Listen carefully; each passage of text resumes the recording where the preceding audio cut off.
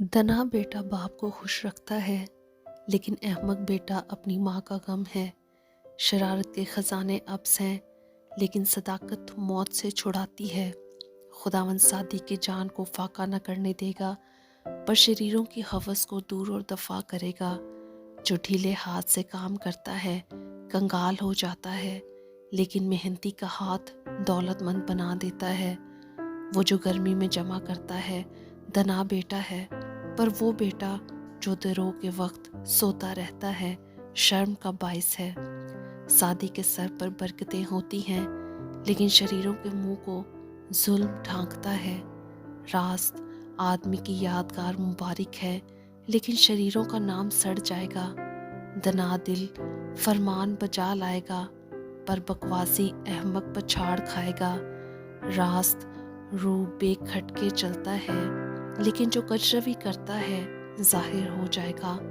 آنکھ مارنے والا رنج پہنچاتا ہے، اور بکواسی احمق پچھاڑ کھائے گا۔ صادق کا منہ حیات کا چشمہ ہے، لیکن شریروں کے منہ کو ظلم ڈھانکتا ہے۔ عداوت جھگڑے پیدا کرتی ہے، لیکن محبت سب خطاؤں کو ڈھانک دیتی ہے۔ عقل مند کے لبوں پر حکمت ہے، لیکن بے عقل کی پیٹھ کے لیے لٹ ہے۔ دنا آدمی علم جمع کرتے ہیں، لیکن احمق کا منہ غریبی ہلاکت ہے۔ دولت مند کی دولت اس کا محکم شہر ہے، کنگال کی ہلاکت اسی کی تنگ دستی ہے۔ صادق کی محنت زندگانی کا باعث ہے، شریر کی اقبال مندی گناہ کراتی ہے۔ تربیت پذیر زندگی کی راہ پر ہے، لیکن ملامت کو ترک کرنے والا گمراہ ہو جاتا ہے۔ عداوت کو چھپانے والا دروغ گو ہے، اور تہمت لگانے والا احمق ہے۔ کلام کی کثرت خطا سے خالی نہیں، لیکن ہونٹوں کو قابو میں رکھنے والا دنا ہے۔ صادق کی زبان خالص چاندی ہے، شریروں کے دل بے قدر ہیں۔ صادق کے ہونٹ بہتوں کو غذا پہنچاتے ہیں، لیکن احمق بے عقلی سے مرتے ہیں۔ خداوند ہی کی برکت دولت بخشتی ہے، اور وہ اس کے ساتھ دکھ نہیں ملاتا۔ احمق کے لیے شرارت کھیل ہے، پر حکمت عقل مند کے لیے ہے۔ شریر کا خوف اس پر آ پڑے گا، اور صادقوں کی مراد پوری ہوگی۔ جب بغولا گزرتا ہے تو شریر نیست ہو جاتا ہے، لیکن صادق ابدی بنیاد ہے۔